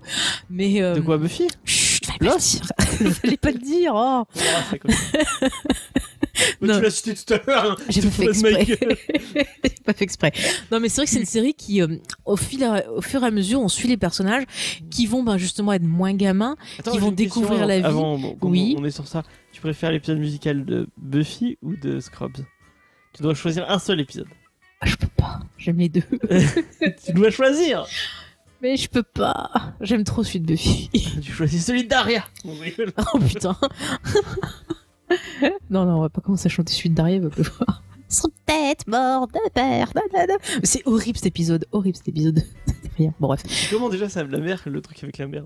Machine. Oh tant pis, j'en ai rien. La mère, comment s'appelle la mère? Hélène. Oh Hélène. Bon, putain, tu sais qu'on parle de Scrubs. Oui, non, mais Daria. Putain, je plains nos auditeurs qui vont se dire mais ils ont fumé. Non, je vous jure, on n'a pas bu, on a mangé que des cookies qui étaient que au chocolat. On parle de ça parce qu'il y a une chanson dans le truc de Daria où t'as un personnage qui arrive qui commence à chanter une chanson qui va dire, je crois qu'il veut dire à une meuf qu'il l'aime. À la mère de Daria. À la mère de Daria, et puis à la fin il fait oh putain, puis j'enverrai un email. Et il se casse. Ça me fait beaucoup rire. Non mais je peux pas choisir. Mais l'épisode musical est exceptionnel aussi. Moi je mets Buffy et Scrubs au même niveau. Ouais. Et par contre, tu vois, j'avais revu celui de Grey's Anatomy qui m'avait laissé un bon souvenir, mais quand je l'ai revu, en fait, c'est de la daubasse parce qu'ils chantent que des chansons qu'on t'a entendues 10 000 fois dans la série, et puis des fois c'est intradigétique, puis des fois c'est pas du tout dans l'histoire. Enfin, tu comprends rien. Tu es en train de critiquer Shonda Rhimes? Ouais, je critique un peu. Non, mais de toute façon, là maintenant, elle est plus trop impliquée dedans, c'est devenu une foire. Oui, non, mais là, non, sur j'ai vu les making of. Oui, et elle sur était impliquée. Mais ça veut pas. Elle fait pas toujours des bonnes choses, petite Shonda. Il y a des fois, elle est fatiguée. Tu critiques Shonda Rhimes? Eh ben oui, des fois je la critique. Vous pourrez couper ce petit moment-là. Avec le petit accent, c'est ça? Ouais, et le. Il va mourir étouffé dans le pleuder sur tous les réseaux sociaux. On va faire un extrait ça sur Show, il y a des j'aime pas Shonda Rhimes. J'aime pas Shonda Rhimes, je sais pas qu'il y a des trucs bien. On va faire un extrait, il y aura marqué. On va faire un extrait, on va mettre toutes les fois où on dit Wedon, Buffy. Buffy. Qui veut nous faire un remix? Buffy. Non mais c'est l'épisode. Je vous jure, on aime Scrubs, mais je sais pas ce qu'on a aujourd'hui. Parce qu'il est tôt. Tu nous as fait réveiller super tôt. Mais c'est pas ma faute, c'est les travaux. Ils sont fous. Il faut bien le faire quand ils sont pas là. Bon, avec bref. le chat fou en plus qui arrête pas de m'attaquer. Mais il est très gentil ce Tigro. Mais il attaque mes fils de mon micro. Si vous voulez voir une photo de Tigro, tapez 1. Voilà. Bon bref, James, donc je disais oui, on a les personnages qui évoluent et qui grandissent au fur et à mesure de la série. Ouais. Comme on l'a dit tout à l'heure, JD qui était très gamin, très égoïste. Qui pense voilà, finalement il va avoir un moment où il va se rendre compte que finalement les autres ont des problèmes aussi, qu'il n'y a pas que lui dans la vie. Quand il devient, encore une fois, quand il devient père. Avant même déjà ça, il y a un épisode où sa copine lui fait croire qu'elle a perdu son enfant et du coup il est déprimé. Et en fait, à un moment, il y a le géniteur, le concierge, bien sûr en français. Ah, quand il l'enferme dans un. Non, il le suspend en fait au plafond avec pain de scotch et tout, pour oui. qu'il écoute les conversations des gens. Et du coup, il se rend compte que voilà, il n'y a pas que lui qui souffre, il y a d'autres gens qui ont des problèmes et que il faudrait qu'il écoute un peu. Moi, j'aime bien l'épisode où il l'enferme dans le truc d'eau. Ah oui. Qu'après, tous les autres ont. C'est trop bien. Mais non, mais ouais. Non, mais c'est vrai, après, voilà, ils deviennent pères. C'est vrai que les persos, pareil, Turk aussi devient père et on voit l'évolution. Ils deviennent un peu plus responsables. Puis il y a le fait aussi de cette vie à l'hôpital où ça casse un peu leur même illusion. Lui, il a des quoi. responsabilités. Il commence à avoir des responsabilités de s'occuper des. Il y a un moment, des internes, il devient chef interne. Co-chef interne. Co-chef des internes. Et bon, à un moment, il y a tout le délire gamin où ça le fait chier d'être co-chef. Mais après, il comprend que c'est quand même une responsabilité. Il va prendre cette responsabilité à charge et s'occuper de ses internes. Ouais. Et on sent après, c'est bien de garder un côté un peu des fois enfant, de rigoler avec son pote et tout, mais il y a des fois il faut prendre ses responsabilités et affronter la vie. Il y a tout un épisode où il est très à fond sur un interne qui est très drôle, qui fait semblant d'être un singe et tout. Ouais. Et en fait, on comprend que c'est pas un bon médecin. Il n'est pas fait pour devenir médecin. Voilà, mais comme il l'apprécie, il ose pas lui dire non mais c'est pas pour toi quoi. Et Cox veut lui montrer que c'est pas un service à lui rendre quoi. Et du coup il va devoir le virer et ça va le faire grandir. C'est ça. Et ce qui est très intéressant aussi, c'est que c'est le personnage de son frère aussi qui va aussi l'aider dans cet apprentissage. Même son père. Son père, il est pas. Mais je trouve que le passage où et d'ailleurs c'est un acteur que j'aime bien moi. Ritter, je crois qu'il s'appelait. Je sais plus du tout. John Ritter ou John Ritter, qui a joué dans Buffy. Rappelez-vous, Ted, c'était lui. Et il joue dans une série qui touche pas à mes filles. Qui était pas très bonne, mais bon. Il y a Sutcon. C'est horrible à dire, mais la série est devenue plus intéressante quand malheureusement il est mort. Ah non, le mec qui le remplace, il est tellement. Oui, il est nul, mais il y avait des thématiques sur le deuil et tout qui étaient un peu plus. Je te dis pas que c'était génial, mais c'était quand même moins pire, quoi. Ouais, je sais pas. Enfin, bon, c'est pas grave. Bon, après, on lui souhaitait pas la mort parce que c'était quand même un très très bon acteur. Et le mec apparemment était quelqu'un de très très sympa, quoi. Et après, forcément, il est mort, donc les gens vont pas lui dire. Non, mais c'est des choses de métier, quoi, on va dire. D'accord. Et l'épisode où en fait on se rend compte que son son père un peu son père s'occupe pas de lui, qu'il est pas, il est gamin en fait quoi. Ouais, il est un peu ce que JD était au début quoi. C'est ça, il encourage pas ses enfants, tu comprends aussi pourquoi le frère il fait rien de sa vie, qui se contente de peu alors qu'il pourrait faire plus. Et on a JD au début qui a une sorte de pas de complexe de supériorité mais qui dénigre un peu son frère, genre en mode mais vas-y, pourquoi tu fais ça, tu pourrais faire quelque chose de ta vie quoi. Son père il le vit pas, il le vit de la même façon. Sauf que son frère du coup grâce à JD il grandit un peu. Voilà, il grandit un peu, il prend conscience que il vaut plus que ce qu'il est. Ouais. Et il arrive à s'en sortir et du coup, c'est lui qui rend l'appareil à JD en disant mais t'as un bébé maintenant et tu roules en scooter, tu vas pas le voir, c'est pas possible quoi. Et du coup, il le pousse à dire mais ouais, c'est vrai quoi, j'ai un enfant. Et à partir de ce moment-là, on a JD qui va justement plus s'impliquer dans son rôle de père. Pour Sam quoi, qui est trop mignon entre parenthèses. Et du coup, le passage avec John Ritter, je le trouve intéressant quand même. Ça met en exergue certains trucs et on comprend pourquoi JD est comme ça. Et d'ailleurs, ce qui est très intéressant, c'est que eux aussi, ils ont intégré la mort de l'acteur justement dans la série. Et je trouve ça chouette parce que ça arrive abruptement et on se retrouve avec un fils qui doit en fait accepter la mort de son père biologique. On voit jamais sa mère. Ouais, c'est vrai que j'aurais vu ça. Alors sa mère, on la voit à certains moments. Dans des flashbacks où elle fait "Tu es trop beau mon fils, je t'aime, je t'aime, je t'aime". Il y a pas un moment où c'est dans Community où elle le borde en disant "Tu es spécial, oui. très spécial". Non, là, elle lui dit juste "T'es trop beau, t'es trop beau, t'es trop beau". Je crois qu'il y a le même. C'est un peu le même délire. Ouais, il a le même. Le moment où il sort. Il veut jouer au foot, il est tout gamin, il a des protections partout sur sa gueule, et en fait il dit oui je veux jouer, et en fait il sort 30 secondes et il se prend un ballon en pleine tronche. Mais c'est n'importe quoi. Enfin, non mais c'est ça qui est moi je trouve ça cool parce qu'il y a plein de fois dans la vie où justement on n'arrive pas à évoluer, il faut des coups de pouce, tu te rends compte qu'en fait tu peux pas rester innocent et pur et machin chose. On voit que JD c'est un personnage qui est vachement pas influençable mais qui les gens qui vont l'entourer vont le permettre d'évoluer. On voit qu'au début il était très très loser, très très nerd. Le fait de traîner avec Turk va le pousser vers autre chose, vers quelque chose de plus il va être un peu moins loser. Turk va lui dire ça peut se dire, ça se dit pas, ça tu fais gaffe et tout. Et c'est intéressant. Traîner avec le Dr Cox aussi, ça va. Tous les gens avec qui chacun va lui apporter quelque chose. Va avoir une influence. Et va faire c'est ça. Et puis même, on voit aussi dans sa relation. Alors là, on rentre vraiment dans du spoil. Si vous voulez plus entendre rien, je pense qu'à partir de maintenant, arrêtez. C'est-à-dire que voilà, sa relation avec Elliot, qui est son ami. Ils sont très très amis et tout. Et des fois, bah voilà, ils veulent se mettre. Tout au long de la série, ils essayent à plusieurs moments de se mettre ensemble et tout. Mais c'est pas le bon moment parce que tous les deux, ils ont leurs problèmes et ils arrivent pas à les dépasser, à se relancer ça, quoi. Ils ont quand même une bonne relation. Et en plus, la série en parle bien. Elle parle de l'amitié homme-femme. Ouais. Et il y a une relation Elliot-Turk qui est intéressante. Il y a une relation JD. Elliot qui bon même s'ils vont se chercher un peu parce que JD Carla aussi JD Carla est intéressant aussi mais JD Elliot qui ils vont chercher, ils vont vouloir sortir ensemble, ça va pas fonctionner et après ils vont se dire bon ça va pas fonctionner. Après des moments un peu parce qu'en vrai à un moment JD était un gros connard. JD est un connard avec Elliot mais vraiment enfin il veut ce qu'il a pas. C'est ça. Il y a un moment c'est ça, c'est comme un gamin, il veut ce qu'il a pas et une fois qu'il a, il en veut plus. Ouais. Voilà. Et ça c'est vraiment c'est très gamin. Un move d'enculé.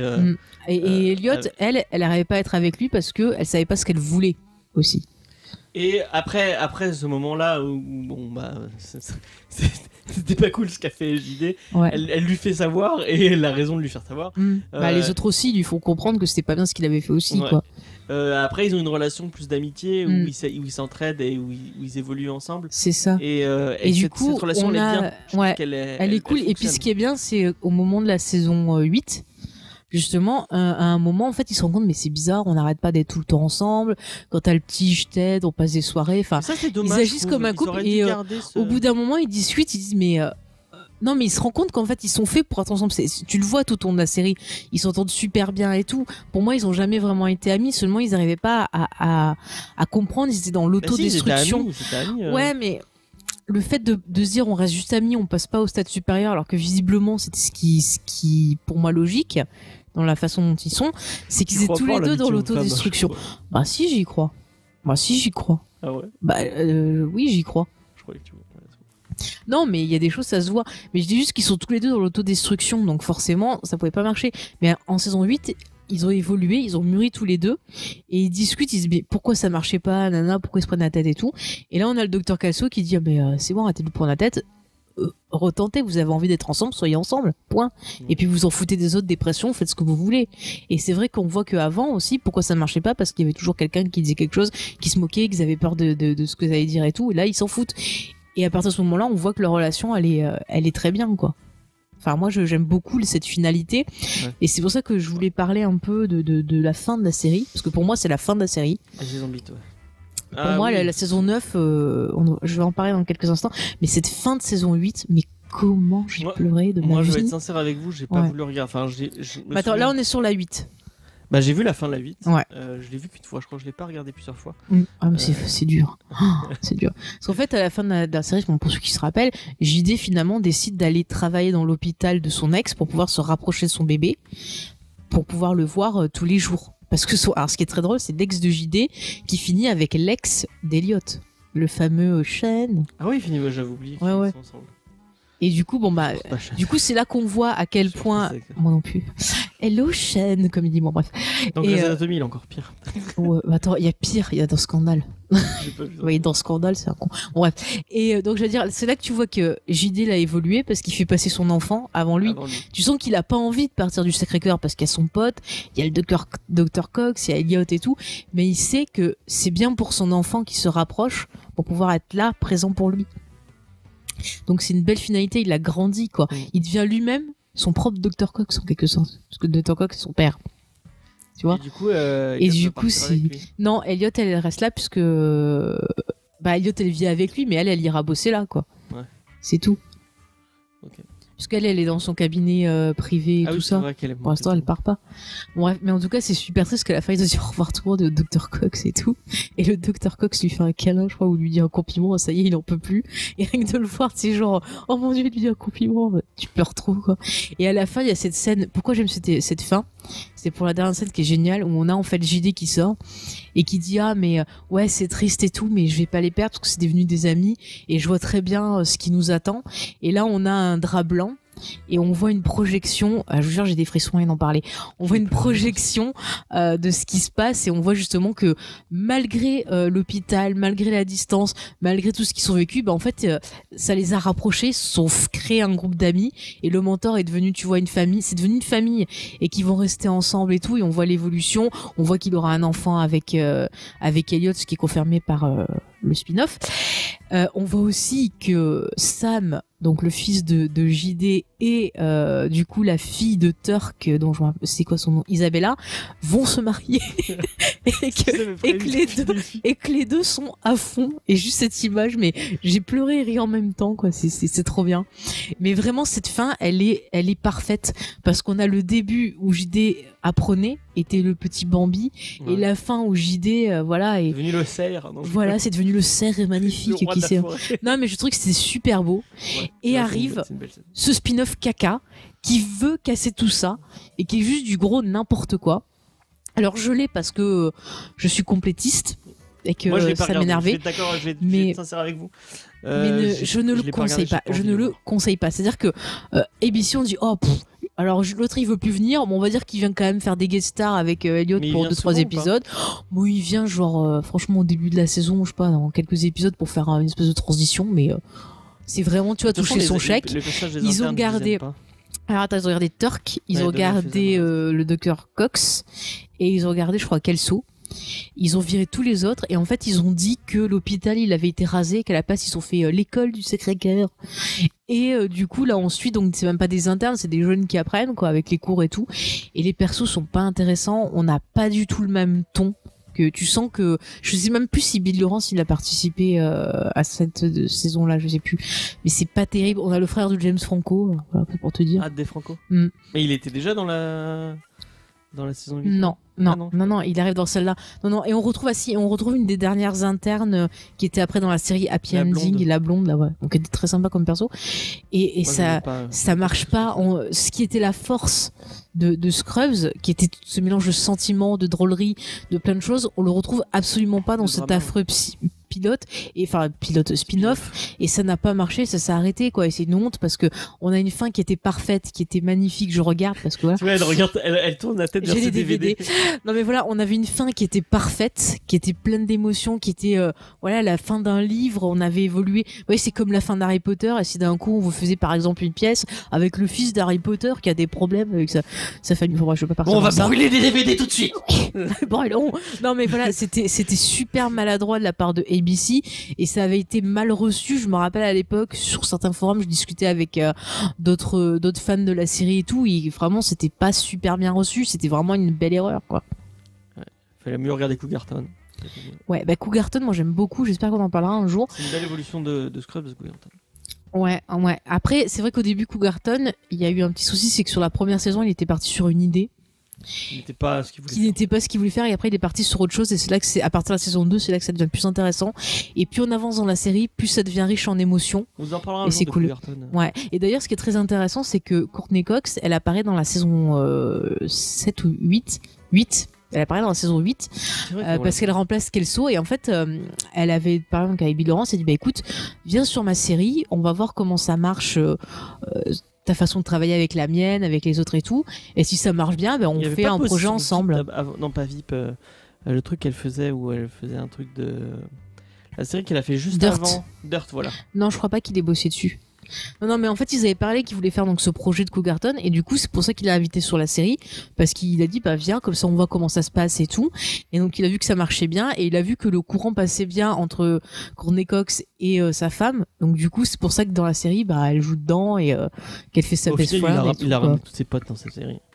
Si tu regardes au fur et à mesure, Cougarton il y a tous les et en plus Cougarton est, c'est pas vraiment je sais pas si c'est dans le même univers. Alors c'est dans le même univers parce qu'il y a Ted. Ted, c'est toujours Ted, puisque quand tu le vois dans Cougarton, Ted il te dit que la fille avec qui il était dans Scrubs, elle l'a laissé tomber et il a fini à Hawaï. Mais par contre, t'as genre un épisode où t'as Zach Braff qui apparaît en fin d'épisode, t'as le Todd, t'as Elliot machin, mais qui sont pas les mêmes personnages quoi. Et du coup ils en rigolent parce que Ted il dit c'est bizarre, vous ressemblez à mon ancien patron, vous ressemblez à quelqu'un que j'aime pas et tout. Pizza, en disant qui c'est qui veut des. JD il arrive en livreur de pizza je crois. Ouais. Donc voilà. Mais c'est vrai que c'est une belle évolution. Moi, je conseille Cougarton parce que c'est vraiment une série pareille qui est riche en émotions. C'est la même chose, ouais. C'est un côté très, il y a une humour très très absurde. On commence avec un truc, c'est genre voilà, t'as plus de 40 ans. Que faire de ta vie? Est-ce que tu peux encore, tu vois, être gamin, retrouver ton côté infantile? Est-ce que tu peux avoir une deuxième vie après un divorce? Enfin, il y a plein de thématiques intéressantes. Le fait, pareil, on a un rapport par rapport à la maladie, au décès, à plein de choses. Enfin, voilà quoi. Enfin, il y a plein de thématiques super intéressantes dans Cougarton et en même temps on rigole. Ouais. C'est la force de la série. Il y a la pièce dans ce pot. C'est trop bien la pièce dans le pot. C'est le meilleur jeu du monde. Je vais jouer, mais c'est Bah du coup, je pense qu'on arrive à la fin de l'émission malgré ça. Alors franchement, je m'excuse, ça a été une émission très mouvementée.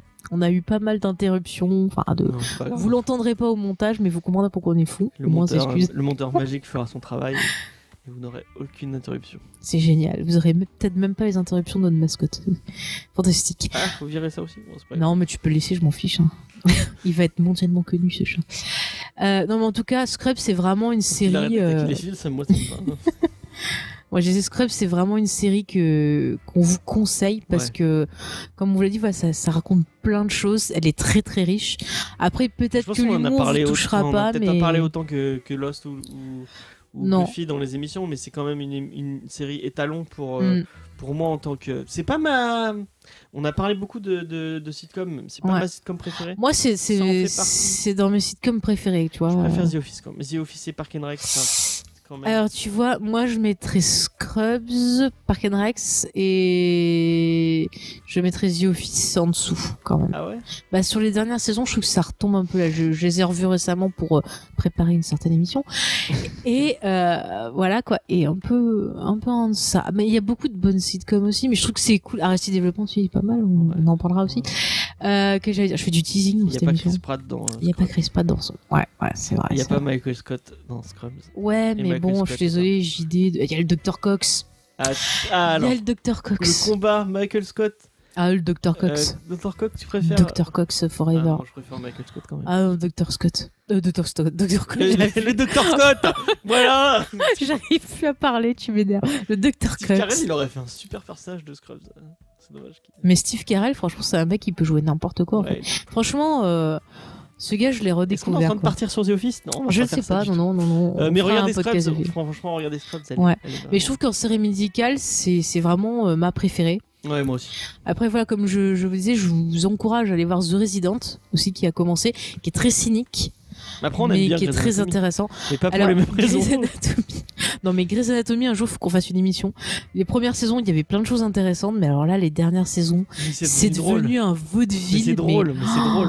Ah, mais. Tu regardes parce que. Mais ils ont pour rigoler, c'est oui, non, mais maintenant, c'est obligé que pour ça, quoi. Ils ont fumé le cocotier, là. Enfin, ça va plus, quoi. Moi, je suis pour le coup. C'est un bon exemple. Grey's Anatomy, c'est un bon exemple de série qui. Comment il s'appelle l'italien? On dirait trop tôt. Ah non, pas les De Luca, non merci. Ah, moi je suis De Luca Grey. C'est le meilleur. Ah non. Mais tais-toi. Ça va se faire. Alors, c'est pas un spoil, c'est une théorie de James. Je précise avant qu'on se fasse. Mais ça va se faire, moi je suis sûr que ça va se faire. Je ne sais pas. Envoyez-moi des mails à greydeluca@jamesfay.fr. Grey De Luca, n'importe quoi. Il est fou. Je suis sûr que dites-moi en commentaire si vous êtes comme moi, vous pensez que De Luca et Meredith devraient finir ensemble. Mais on s'en fout. Non, en vrai, on s'en fout. Ouais. Moi, j'espère qu'elle est folle, Meredith. C'est tout ce que je demande pour me faire de saison. Enfin bon, on en reparlera quand on fera Grey's Anatomy un jour. Hein, écoutez, peut-être que vous pouvez. En vrai, le meilleur couple. Si vous avez envie. C'est Caref Meredith. Ah non, le meilleur couple, c'était. Christina. Meredith. Ouais, Christina Meredith, c'est les meilleurs. Mais depuis que Christina est partie, de toute façon, c'est la déchéance. Hein. C'est tout. C'était déjà devenu nul. Hein. Non. Depuis qu'elle. Mais oui, mais il y avait Christina, elle engueulait des gens. Mais je m'en fous, j'aime trop Christina. Bon, on n'en est pas là. Qu'est-ce que j'allais dire? Je sais on a fait déjà House. Oui, Docteur, on avait fait House. C'est vrai qu'on va essayer de faire un peu des séries médicales, une par saison peut-être. Sauf si vous nous demandez à corps et à cri, on veut Grey's Anatomy. On veut General Hospital. Non, on va pas regarder. J'ai pas envie de regarder General Hospital. Ouais, trop bien. Moi, j'ai déjà vu. Ah ouais. C'est nul. Bah, bien sûr, c'est quoi le truc? Il y avait un truc médical qui passait sur TF1 il y avait un truc d'infirmière aussi. Un moment, c'était sur la 6 où il y avait Dawn de Buffy là, qui est pas terrible. J'en ai vu plein. Mais je crois que c'est un truc allemand. La clinique de la forêt noire. Oh, la clinique de la forêt noire. Oh, comment c'était mou. Excusez-moi, mais c'était drôle. Il y avait plein de cas. Il y avait beaucoup. À chaque fois que je tombais sur un épisode, c'était un vieux. J'étais malade. Je vous promets, je me suis même demandé s'il n'y avait pas un problème, s'il n'y avait pas tué des vieux en Allemagne ou quoi, je sais pas. Mais franchement, si vous avez vu cette série où c'était pas un vieux qui était malade, ça m'intéresse. Hein, parce que envoyez franchement... à la clinique de la forêt noire @jamesfay.fr. Putain, j'ai des adresses, ça se trouve des gens ils vont envoyer, faire qu'on les crée. Oh putain. Bon, en tout cas, si vous voulez. Je suis en train de voler un gag de Laisse-moi kiffer, mais c'est pas grave. Ah bon? C'est un autre podcast. Mais t'es nul, on vole pas chez nous. Bouh, bouh. Bon, je pense qu'on a fait un peu le tour. Je pense, bon, vous voyez, on est parti ça nous a monté au cerveau. Les digressions, c'est bien, moi j'aime bien les digressions. On était excités, écoutez. Alors, si vous voulez d'autres émissions, voilà. C'est vraiment bien. Si vous voulez qu'on fasse un épisode bonus juste sur un épisode de Scrubs, sur l'épisode musical où on revient que sur l'épisode. Ouais, on peut faire des épisodes bonus, c'est possible. Sinon un don sur Tipeee. C'est Tipeee, on l'a pas encore créé, mais on le fera. Ça nous aidera à acheter du matériel et à moins dire de conneries. Pour 50 €, Pour 50 €, mais t'es fou, toi. Pour 50 €, on vous fait un bonus sur. On chante toutes les chansons, c'est bon. Ah, tu chantes les chansons si tu veux. Je veux chanter celle sur le caca, c'est magnifique. Franchement, une série qui arrive à te faire un épisode sur une chanson sur du caca, tout en restant intéressante et brillante, ça mérite d'être regardé. Je veux pas spoiler le déroulé de tes émissions, mais il y a une série qui fait le même genre de chansons sur des sujets aussi importants que les nichons ou c'est quoi les trucs les infections urinaires également. Je vous laisserai deviner de quelle est cette série. Oui, dont on parlera bientôt. Cette chanson. Ça va loin cet épisode. Pourquoi on a choisi ce Pour 100 €, Faye vous chante toutes les chansons de cette série. Oh non, quand et même vous refait en live quand même pas. Buffy. L'épisode musical. Je vous plains, ne donnez pas cet argent, vous finirez sourd. Hein. Mais ça va pas, James. Bon, écoutez, je pense qu'on va arrêter cette émission là parce qu'on part dans des extrêmes. C'est fou. C'est fou. Non mais ça va pas, James. Sérieux. Je pense qu'après cette émission, les gens vont plus nous écouter. C'est dommage, on commence Envoyez un mail. Arrête, ça suffit. Ça suffit. Bon. Buffy l'épisode musical Bon, ouais, merci James, on se calme. C'est ça, va jouer avec le chat, ça va le faire. Moi, je vous dis donc rendez-vous dans 15 jours, chers auditeurs.